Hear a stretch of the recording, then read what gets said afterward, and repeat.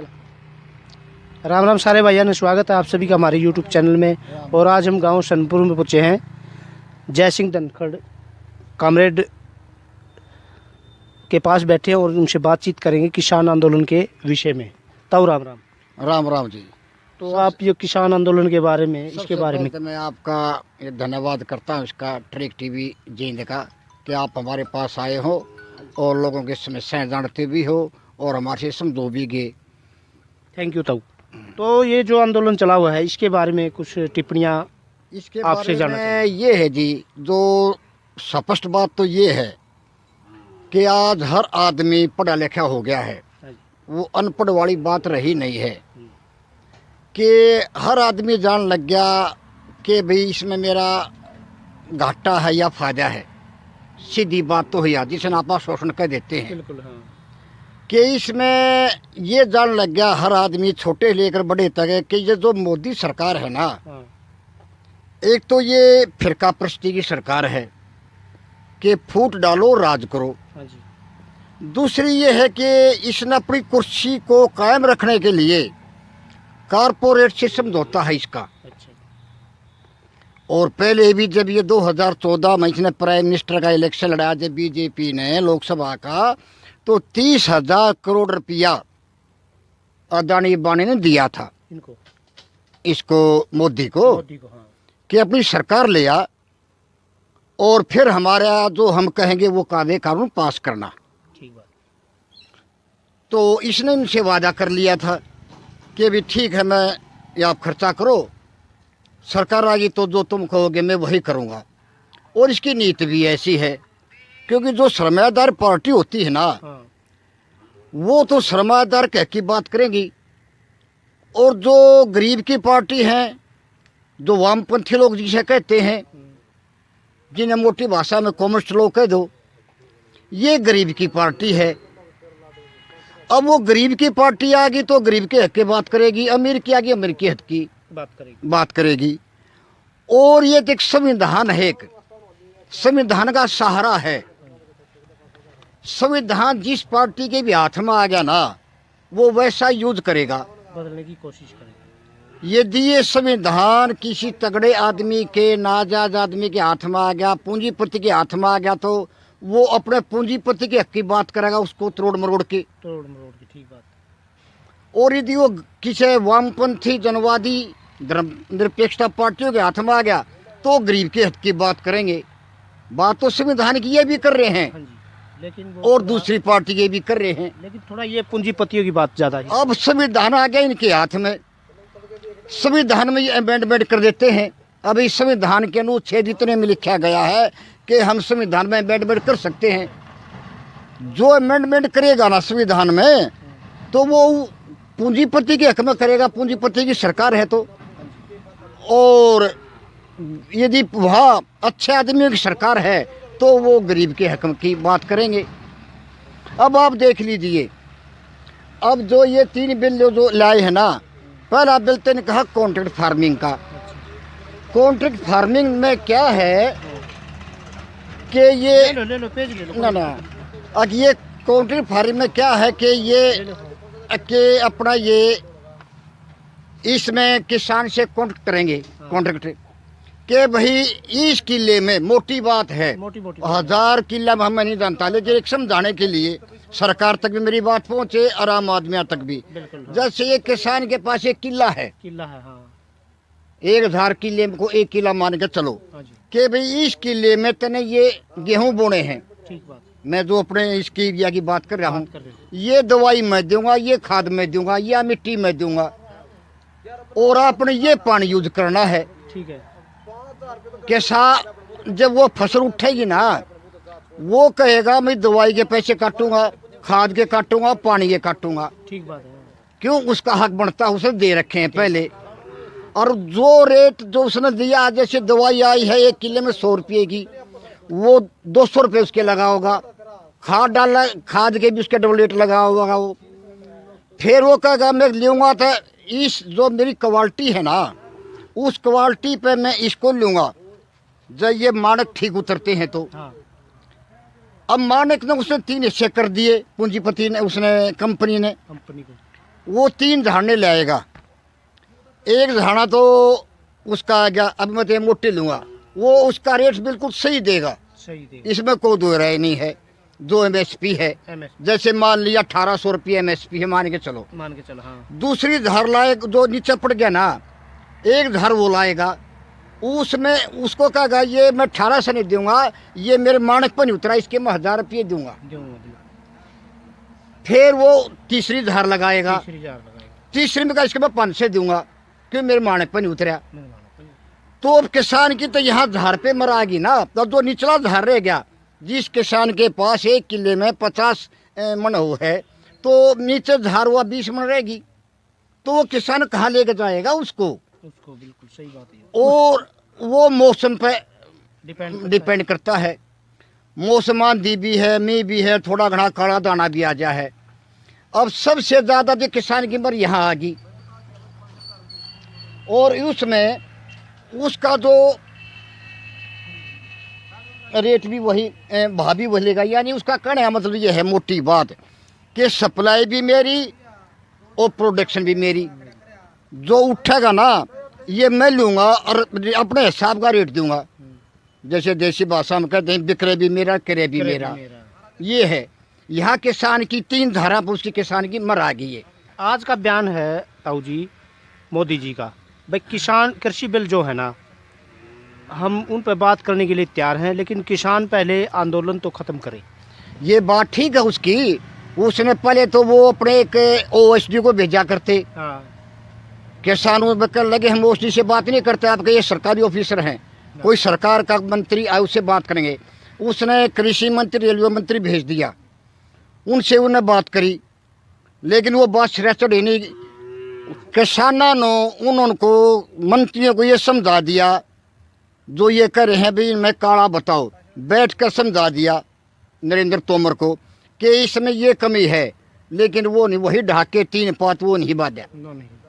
आज मोदी की ठीक है, हम उसकी बात का स्वागत भी करते हैं, उसने कही है ये अच्छी बात है, हम एक नागरिक होने के नाते कि भी ये आंदोलन ख़त्म होना चाहिए। लेकिन कोई मोदी ये तो ड्राफ्ट अपना बाहर निकाले कि भाई हमने आपको ये दे दिया, क्लियर तो करे। लेकिन आंदोलन पहले ही आंदोलन खत्म करा दे, देवे कुछ नहीं तो उसका क्या फायदा। ये एक ऐसी बात कर दी कि एक मूर्ख आदमी बात नहीं करता। ये तो कोई बात जतने वाली बात नहीं है किसान को। किसान इतना वो बेवकूफ़ नहीं है कि इस आंदोलन को उठा लेंगे। आंदोलन ठुआओ, हम खुश हैं, किसान खुश है। किसान नेता भी चाहते हैं बात करना, उन्होंने कहा भी है कि हम बात करना चाहते हैं, लेकिन किसान उसको नहीं आंदोलन ख़त्म करना चाहती, वो किसान को मारना चाहती है। वो समझती है ये ज़्यादा देर चलाओ और ये हार कर चले जाएंगे। लेकिन मैं एक नागरिक होने के नाते ये बता रहा हूँ कि ये आंदोलन ख़त्म नहीं होगा, ये अब जन आंदोलन का रूप लेगा, क्योंकि इसमें 80% जनता को प्रभावित करता है ये तीनों किसान।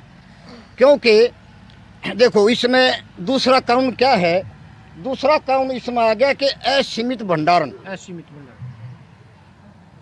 पहले 1955 में पंडित जवाहरलाल जो फर्स्ट प्राइम मिनिस्टर है, उन्होंने कह दिया था कि भी एसेंशियल कमोडिटी एक्ट, जो जरूरी वस्तुएं हैं ना उनका कोई भंडारण नहीं करेगा, ठीक। उसमें काला बाजारी नहीं होती। अब इन्होंने कर दिया कि हम ये जमाखोरी करेंगे, जमाखोरी से काला बाजारी होगी। इस एरिया में उन्होंने कह दिया गेहूँ बोओगे, पंजाब में बो कहोगे तुम कपास बोओगे, बिहार में कह दिया तुम लहसुन बोओगे। यहाँ जब वो लहसुन वो कहेंगे ना, जब लहसुन की डिमांड बढ़ेगी यहाँ, तो वो यहाँ निकालेंगे, जब महंगा हो जाएगा। वहाँ गेहूँ नहीं है तो वहाँ वो गेहूँ भेजेंगे वो। और इनकी ऐसी ऐसी मशीन उन्होंने अपना स्टोरेज किए हैं, गोदाम बनाए हैं कि एक एक चीज़ जो है ना, सब्जी की, आलू की, टमाटर की, लहसुन की, अदरक की, वो 10 साल तक खराब नहीं हो सकती उस स्टोर के अंदर जो भी। हाँ, यानी कि इनका इतना वैसी मशीनरी लगाई है इन्होंने ऑल इंडिया में अपना कर दिया, जाल बिछा दिया है। मत MP में भी, बिहार में भी, हरियाणा में भी, सारी जगह बिछा दिया, कुछ बिछा रहे हैं ये और हो जाएगा। अब जो ये इतना ऐसी सी मशीनें गोदाम बना रहे हैं, उसमें 10 साल तक चीज़ खराब नहीं होती। अब 10 साल में वो इनको ये मालूम है किस इलाके में यहाँ चीज़ बेचनी है, वो उस चीज़ को निकालेंगे। और सबसे जो खतरा है ना, मैं एक वैज्ञानिक ढंग की बात करता हूँ, जो सबसे भारी खतरा है, जो 10 साल के बाद चीज़ आएगी या 5 साल के बाद चीज़ आएगी ना, वो गुण रहित आएगी। एक चीज़ हम जो पौष्टिक खाते हैं इसमें ज़मीन से लेकर के, अब गाजर मूली बो रखी मैंने, हाँ। इसमें जो पौष्टिक गुण है ना, हाँ। वो 2 साल स्टोर में रहने के बाद आएंगे तो वो गुण खत्म है उसमें खत्म हो जाएगा, उसमें खत्म हो जाएगा। स्टोर में और एमएसपी का भाव तय कर दे कि उससे नीचे नहीं खरीदेगा। अगर ये चीजें लागू हो जाती हैं तो किसान ये तो अपनी चीजें बातें लागू किसान तो पहले ही मरा हुआ है, ऐसा कोई किसान नहीं है आज जिसकी जमीन बैंक में या आड़ती का साहूकार का नहीं रखी गई। किसान पहले ही कर्जवान। बढ़िया बात करी आपने। ये सभी को यानी हर एक जिम्मेदार कर्जा हुआ है, हर जमींदार कर्जा हुआ है। इसमें किसी का आड़ती के पास जमीन गिरवी है, बैंक के पास है, किसी रिश्तेदार के पास है, यानी आज हर आदमी वो है। और रही बात यदि अब फिर ये APMC खत्म कर रहे हैं, आड़त खत्म कर रहे हैं, आड़ती की दुकान खत्म कर रहे हैं, आड़त जो बीच में आपके बैठे, यदि ये चीज तीनों बिल लागू हो जाते हैं ना, इसमें हमारा सबसे ज्यादा इफेक्ट तो FCI को पड़ेगा, फूड कॉरपोरेशन ऑफ इंडिया को, जिसमें बहुत तादाद हमारे ये इस देश के, हिंदुस्तान देश के भारतवर्ष के लड़के लड़कियां वहाँ नौकरी करते हैं, वो बेरोजगार हो जाएंगे। जब वहाँ से वो हट जाएंगे, वो हट जाएंगे, क्योंकि जब वहाँ वो चीज़ FCI की है, भंडारण की है, वो हाँ। सरकार की, सरकार ने तो आहिस्ता आहिस्ता सब चीज़ें बेच दी, हवाई जहाज बेच दी, रेलवे बेच दी, रोडवेज बेच दी, LIC बेच दी, जिस पर भी भारतवर्ष का नाम है वो सारा वो B पे है, I पे, इंडिया पे, वो सारी इन्होंने बेच दी। बेच दी। ऑटोमेटिक FCI खत्म हो जाएगी। ठीक। और ये ऑटोमेटिक ये वो FCI खत्म हुई तो उस पर जो एग्रीकल्चर के जो यहाँ इस पे ऑफिस बने हुए हैं डिस्ट्रिक्ट वाइज, ये भी खत्म हो जाएंगे, क्योंकि एग्रीकल्चर ना तो एग्रीकल्चर इंस्पेक्टर रहेगा, ना कोई वर्कर रहेगा। इसका बहुत भारी यानी कि इन पर आम जनता पर बोझ पड़ेगा, बेरोजगारी फैलेगी और अर्थव्यवस्था डवाडोल हो जाएगी। तो ताऊ ज़्यादा ना समय लेते हुए हम आपसे लास्ट क्वेश्चन करेंगे हाँ। कि सरकार को आप क्या संदेश देना चाहेंगे लास्ट में, जो सरकार मोदी को हम ये संदेश देना चाहते हैं कि सरकार अपने ये जो कृषि वैज्ञानिक है ना, सरकार को हम ये कहना चाहते हैं एक नागरिक होने के नाते कि जिसे मेरी जो समझ है, ये कृषि वैज्ञानिकों को साथ ले और किसान नेताओं को साथ ले और अच्छे अच्छे बुद्धिजीवियों को साथ लेकर के उनकी सलाह लेकर के, कोई बड़ी बात नहीं है, 24 घंटे के अंदर इसका फैसला हो सकता है। कोई ऐसी बात नहीं जिसका आज तक समाधान नहीं हुआ है। ऐसी कोई बात नहीं है जिसका आज तक कोई समाधान ना हुआ है। ये इंसान है जिसने इतनी बड़ी बड़ी बीमारियां की खोज कर ली।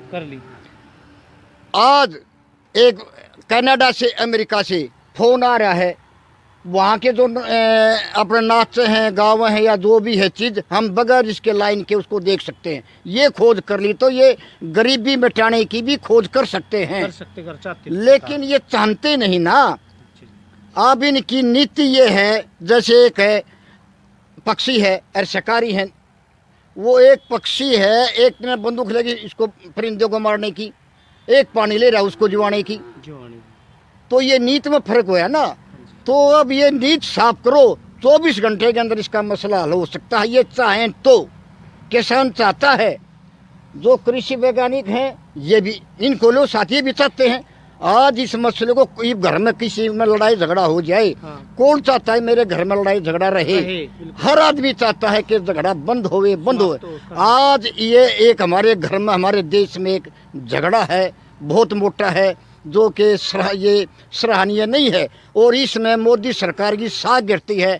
यदि मोदी अपने कुछ इसे अपना ठंडे दिमाग से, अपने मंत्रियों से, अपने सलाहकारों से सलाह करो और इसको आंदोलन को ख़त्म करा दे और कह दे भी ये है जो तुम चाहो हम वो दे दें। यदि ये लोग फिर उसके बाद मोटी बात है जो ख़त्म कर दो, 2 साल के बाद इसने सलाह करके पब्लिक में फेंक के ये बिल, भाई इसको हम ये चाहें तो पास कर दो, नहीं तो सलाह करके कर दो। लेकिन पब्लिक की सलाह इन्होंने बिना लिए ही शायद ये बिल पास। पब्लिक में डिस्कस नहीं करी, पब्लिक में डिस्कशन नहीं करेंगे तो वो उसमें झगड़ा ही होगा। जैसे आम है कि हमें दूध जमावा, हाँ दूध जमा उसमें रखते हैं तो उसमें 1 किलो घी निकलता है, तो इसमें पब्लिक में फेंक दे, इसमें सही चीज़ निकल आएगी। निचोड़ इसको देखो, हमने तो ये इसको सलाह दी है, पब्लिक भी परेशान है और सरकार भी परेशान है, अर्थव्यवस्था भी डावाडोल हो रही है। यदि इसमें ये चाहे इस देश को आगे बढ़ाने के लिए तो इसमें ये बिल रद्द करके दोबारा लिया और डिस्कशन करके, इसमें किसान को कोई एतराज़ नहीं है। अगर मोदी इसी रवैये पे अड़े रहे तो मोदी को कहीं ना कहीं इसका जाना आपके हिसाब से भुगतना पड़ेगा। हाँ, भुगतना पड़ेगा इसमें, क्योंकि जैसे- गुस्सा है, गुस्सा जनता का बाहर आएगा, वो वोटों के द्वारा आएगा। कई राज्यों में भी इलेक्शन है, जैसे ये 5 राज्यों में इलेक्शन है, यहाँ असर पड़ेगा मोदी को, उसमें वहाँ पता पड़ेगा। अच्छा। हाँ, असर पड़ेगा, क्योंकि जब आग लगती है ना नज़दीक तो आँच तो उसके पास आती है। आती। और हरियाणा सरकार के मुख्यमंत्री जी को भी कुछ संदेश देना चाहिए। हरियाणा मुख्यमंत्री को ये पहली बात इसकी चलती नहीं। अच्छा जी, हाँ, ये तो एक रबड़ स्टैंप है, जो ऊपर से आ गया उसके खिलाफ नहीं बोल सकते ये लोग। ठीक है जी। हाँ, ये तो राज्य वाइज भी आवाज नहीं उठा सकता भी मेरे राज्य में ये मत करो। ये कहता भी होगा लेकिन इसकी चलती नहीं। ये तो एक जैसे एक ऑफिसर के आगे पीएन है, उसको बुला लिया, नौकर ले, ये तो ऐसे हैं ये। क्योंकि इसमें ज़्यादा इस सरकार में जो बैठे ये RSS के ही बैठे हैं, उन्हीं की और जो अच्छे बीजेपी के आदमी हैं उनकी भी नहीं चलती, वो भी मजबूरी हो रही वो भी मजबूर हैं।